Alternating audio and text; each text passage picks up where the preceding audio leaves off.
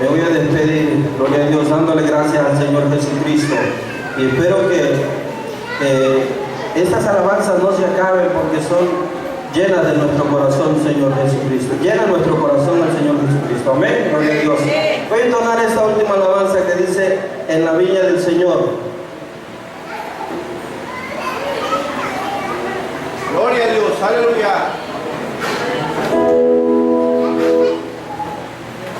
Gloria a Dios, aleluya. Si gustan pueden ponerse de pies para que se les quite, amén, el cansancio, se estiren un rato y puedan cantar esta alabanza que es tan preciosa. Yo quiero trabajar por el Señor, amén. ¿Cuántos quieren trabajar para el Señor Jesucristo? Amén, aleluya, gloria a Dios, que se vea. Amén, aleluya. Yo quiero trabajar por el Señor.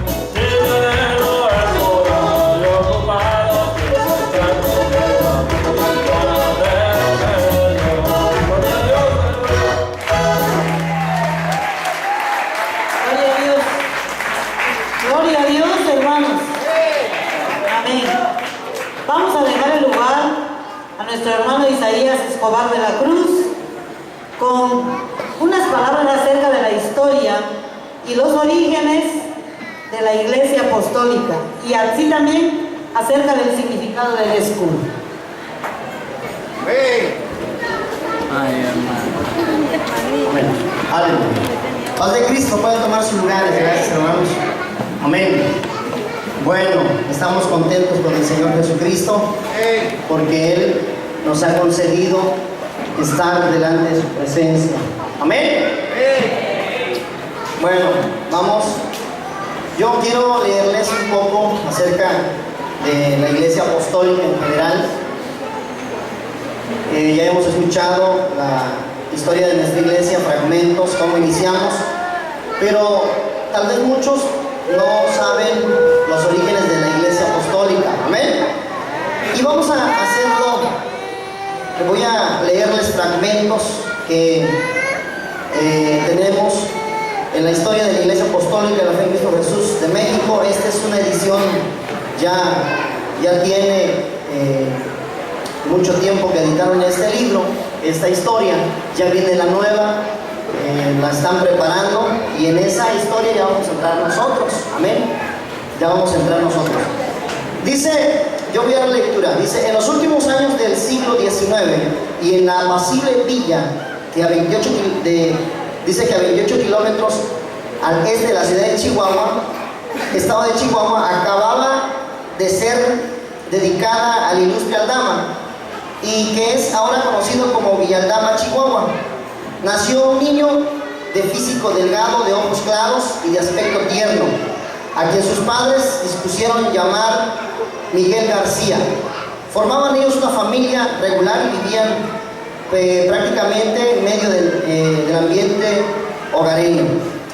Dice, hasta entonces el hogar de los García siempre era iluminado por la alegría, pues don Miguel y doña Nicolasa, que formaban el matrimonio y que eran muy bien estimados por todos los vecinos, habían vivido muy felices. Pero quiso Dios recoger en su seno a don Miguel y con ello, a pesar de la calma y resignación de doña Nicolasa, las sombras vinieron a posarse en casa. Y aunque la pujante juventud de Romanita, hermana menor de doña Nicolasa, hacía resplandecer un tanto la luz a la abrumada soledad que cubrió a la viuda y a los huérfanos, muy pronto quiso el destino que Romanita contrajera matrimonio con un apuesto caballero de apellido Valenzuela. Esta hermana se fue a vivir a los Estados Unidos. Llegaron los años de la Revolución Mexicana. Don Francisco I. Madero había tomado la bandera de la Revolución Social en México y por todas partes solo se hablaba de las armas. Pasaron los años 1910 a 1914, entre los cuales hubo tantas cosas lamentables. El gobierno de México era inestable, el presidente Porfirio Díaz había sido depuesto, Madero había triunfado, luego asesinado, y así se iban sucediendo las cosas.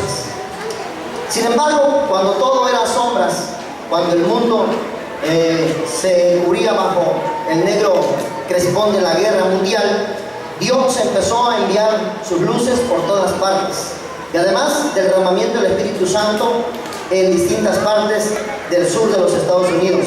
Y en 1906, en las calles de Azusa, en Los Ángeles, empezó un gran avivamiento espiritual entre algunas iglesias evangélicas. Las manifestaciones del poder de Dios empezaron a ser tan poderosas que aún muchos de los que dormían olvidados y no se interesaban por los asuntos religiosos empezaron a despertarse. Romanita se convirtió a nuestro Señor Jesucristo y fue bautizada en el glorioso nombre del Salvador y también con el Espíritu Santo, y desde entonces no pudo tener reposo y empezó a indagar por los suyos. No podía aceptar que habían sobrevivido a las circunstancias tan adversas en México, pues el centauro del norte, Francisco Villa, no había dejado rincón del estado de Chihuahua en donde no hubiera llegado, y casi todos los jóvenes lo único que pensaban era en enrolarse en las filas villistas, como muchos habían sido carne de cañón en sus incursiones al centro de la República. Romanita se preguntaba si su sobrino había sucumbido en los embates del enemigo o si habría podido permanecer al lado de su madre.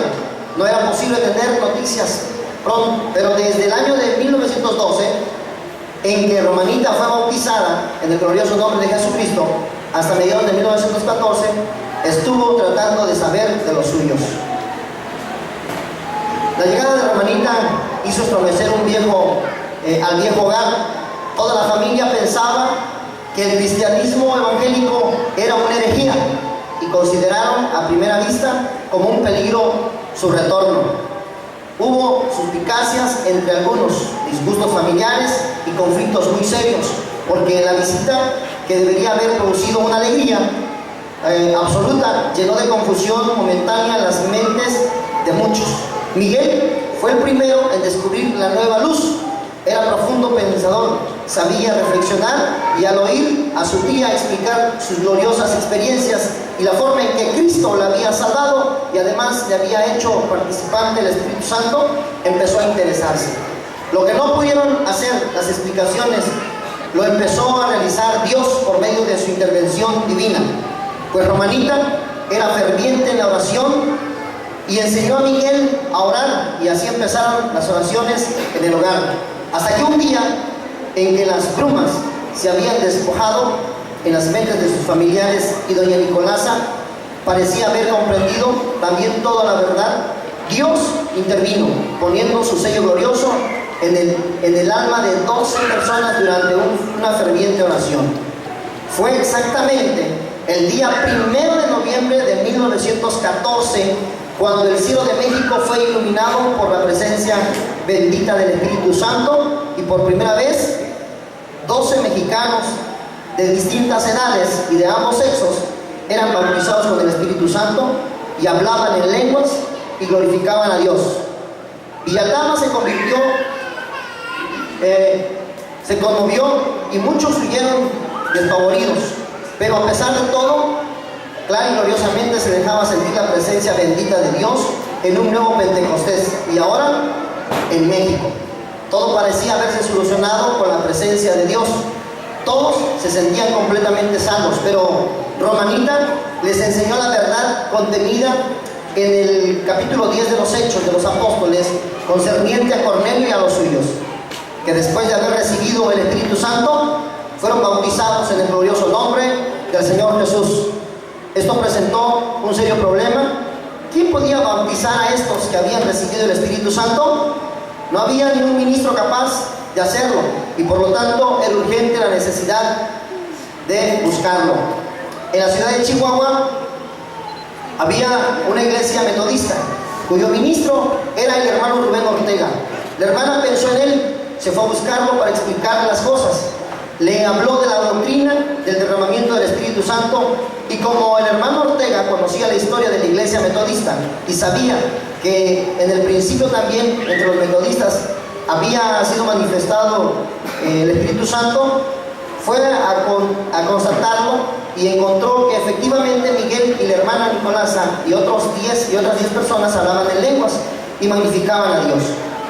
El hermano Rubén Ortega se dedicó con suma interés a estudiar el asunto junto con la hermana Romanita. Fue iluminado y pronto estudió esta segunda parte del mensaje apostólico, pues no solo necesitaban los hombres recibir el bautismo del Espíritu Santo, sino también el bautismo en agua por inmersión y en el nombre de Jesucristo, conforme a Hechos 2:38. Una vez habiendo entendido esta verdad, el hermano Ortega fue con la hermana Romanita a El Paso, Texas, Estados Unidos, en donde el hermano Rubén Ortega fue bautizado en el nombre glorioso de nuestro Señor Jesucristo, y regresando a Villa Aldama efectuó los primeros 12 bautismos. Dios, que había comenzado a orar, siguió obrando y confirmando la palabra con las señales que seguían. Y así fue como Miguel, habiendo sentido el llamamiento, dejó su trabajo que era peluquería y se dedicó a predicar en distintos lugares, habiendo empezado a manifestarse el Señor en Gómez Palacio, Durango. Fue ordenado por 3 ministros norteamericanos que, enseñados por una revelación divina, vinieron a imponerle las manos a fin de que saliera a predicar a otros lugares. La familia Rivas, que por aquel entonces se reunía en la iglesia bautista, pero que eran miembros de la iglesia metodista, oyeron el mensaje apostólico, y aunque al principio lo rechazaron, Dios obró en la hermana María Esther Rivas, que era una jovencita muy pequeña todavía, pero que con grande fe aceptó la verdad. La familia Rivas tuvo sus conflictos con este motivo, pues no querían que María Esther aceptara una doctrina que les parecía herética, pero Dios había obrado y nuestra hermana fue bautizada en el nombre de Jesucristo. En el año de 1918 fue bautizado el hermano Felipe Rivas Hernández, quien desde su nacimiento había sido instruido en el Evangelio, pero que hasta entonces tuvo la oportunidad de aceptar el bautismo en el nombre de Jesucristo. El hermano Miguel García se dedicó a trabajar ampliamente en Torreón, Gómez Palacio, Durango y en otros lugares. Pero la iglesia más fuerte que pudo sobrevivir a todos los embates del enemigo fue la de Ciudad Torreón. En el año de 1921, ciertas circunstancias obligaron al hermano Miguel García a salir de aquella ciudad, pero quedaron ya para entonces algunos ministros que se habían formado al calor del mensaje que el hermano García había predicado. La hermana Romanita de Valenzuela volvió por fin al lado de su esposo a Los Ángeles y estuvo yendo y viniendo algunas veces hasta que Dios la llamó a descansar, al descanso, satisfecha de haber visto en el redil del Señor a su hermana Nicolasa y a su sobrino Miguel, a quienes tanto amó. El hermano Miguel García se fue a radicar a los Estados Unidos de Norteamérica, en donde siguió trabajando por el establecimiento de algunas iglesias y murió del Señor en el año de 1943, dejando a su esposa y a algunos hijos que viven aún en el estado de California. Aunque la doctrina había sido perfectamente definida por nuestros hermanos, nuestro hermano García, y muchos habían comprendido, pronto se presentaron hombres de largas barbas, con arrogantes palabras, que en algunos casos ni siquiera se conocía su origen, presentando mensajes diversos. Unos hablaban en favor de la lectura bíblica, otros en contra. Unos afirmaban que la Biblia era letra muerta y otros, por lo tanto, no convenía leerse. Y otros decían que solo los mensajes del Espíritu deberían oírse. Estos señores se presentaban en donde había un grupo de creyentes con vestidos estrafalarios o con mensajes muy ceremoniosos al rebaño, de tal modo que no podían conducir a su árbitro. Era costumbre que estos hombres cambiasen sin temor alguno el nombre original y se ponían nombres bíblicos. Así entonces aparecían los Aarones, Moiséses, Saulo de Israel y otros muchos de los profetas más connotados, de tal manera que los hermanos, al saber que llegaba el profeta Isaías, Jeremías, Saulo de Israel o cualquier otro personaje, sentían temor, y al presentarse a la congregación, el espíritu de sumisión se apoderaba de ellos. Uno de esos impulsos de la ley, de que todos al entrar al templo deberían descalzarse, por algún tiempo los hermanos se sometieron casi totalmente a esta práctica, aunque hubo otros que, pensando bien, determinaron oponerse a tal cosa, pero pronto fueron considerados rebeldes y quedaron fuera de la comunión del resto del grupo. Y así empezó a perfilarse una división en la iglesia de Torreón. Los descalzos siguieron a los falsos profetas, los que terminaron oponerse formaron un pequeño núcleo de maltrechos, despreciados, y con una serie de cosas en su contra tuvieron que encarar esta situación. En los Estados Unidos de Norteamérica se fue formando un grupo de hermanos, entre los que figuran el primer término los hermanos Antonio C. Nava, quien es actualmente el obispo presidente de la hoy Asamblea Apostólica de la Fe en Cristo Jesús. Les hago mención que esto es de la historia, amén. Encontramos también dentro de la historia